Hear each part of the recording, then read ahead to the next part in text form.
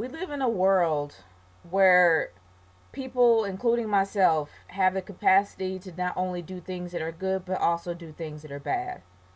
Now, as much as I disagree on how Disney does things, they do things in the most saccharine, syrupy, sugar coated, diabetic way. I get it. There are some teenagers, and I guess I haven't been a teenager in a very long time, so I can't relate to what they're going through. But I will say that there are some teens that actually do struggle with it. Now, when it comes to Riley, nobody in their right mind is that completely blind to life. There's going to be a point in everyone's life that they're going to experience life for the first time, which means that they're going to see not only the good parts, but the bad. I guess you can probably say high school can be the same way in certain aspects. Whether or not you're the popular one and you see everything great, or you're the one being bullied and you see everything bad. But you never see both ends. I honestly did like the way that Corey actually did tell Riley to switch from being good and also switch from being bad. And while Riley somewhat embraced her bad side, she became a lot more pessimistic. But she actually saw what life is for, for the first time.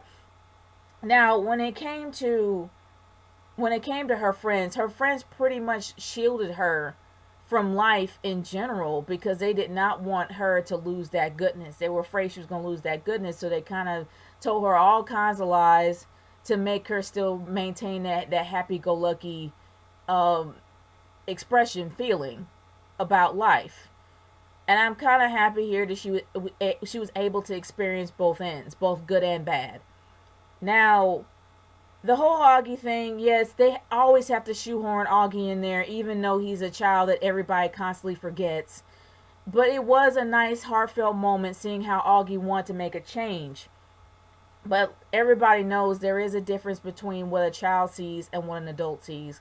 Children actually don't always see the dark first. They usually see everything positive first and then see the dark when they get older. Sometimes it's in reverse. But in this case, when it came to Augie saw something that needed to change, and he wanted to do some change with it, and I thought it was really great. And that was a great moment with Topanga and her son going out and actually picking up trash.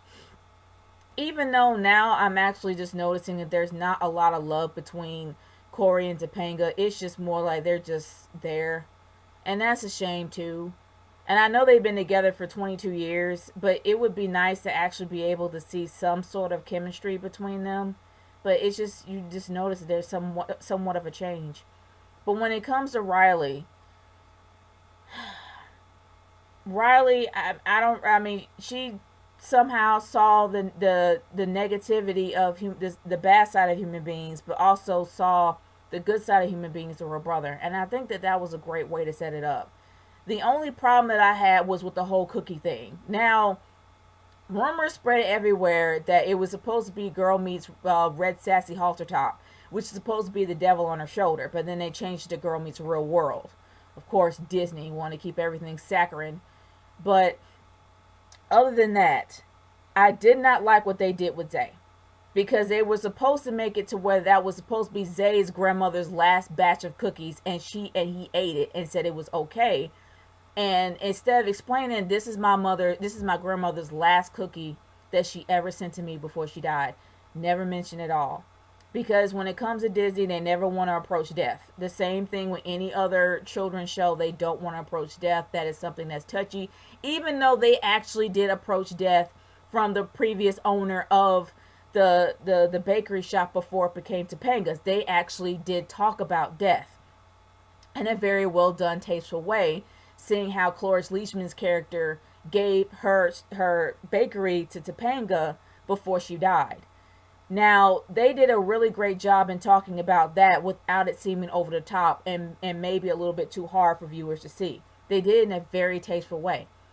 They should have done it here when it came to Zay's cookies. Zay was just mad that she ate the cookie, but he never really explained what the cookie meant to him. I really wish he did. It would have made more sense. But he was just saying, I will forgive you eventually because I know that you're not that type of person.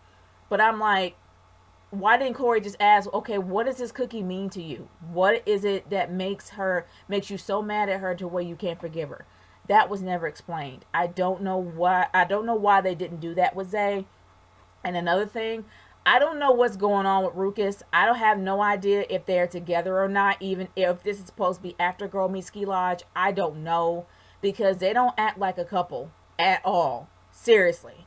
They act like they're just friends. There is nothing romantic between those two. Not even the hints of, I mean, they could sit next to each other, but there's nothing there. So I don't even know exactly what setting this is in, as well as whether or not that they're actually a couple now. I don't know, because I know that when it comes to the actual episodes, they're not in sync, so it's kind of difficult to know exactly where they are, and it's just weird. But other than that, this episode was okay. It was somewhat average at best. It wasn't horrible or anything, but they didn't approach this in a very realistic way. It was in a very saccharine, safe, sugar-coated kind of way, and it bugged the crap out of me. They could have done this right. They actually had Riley see what life is outside of her little Riley town, and they could have done it to where that, okay, something has to change, because we know that Rowan Blanchard happens to be a huge advocate of change in real life. It would have been nice that Rowan as well as Riley kind of met and she was able to be herself in this episode. But unfortunately, that did not happen. They kind of fell flat with this. But other than that, this episode wasn't completely horrible. I love how Corey was able to be the dad as well as a teacher in this.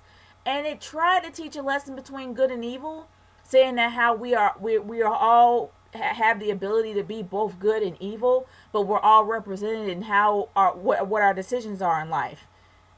And I know they were trying to hit that message home that, we're not represented by whether or not we're good or evil, represented by the choices that makes us either good or evil and what we believe afterwards.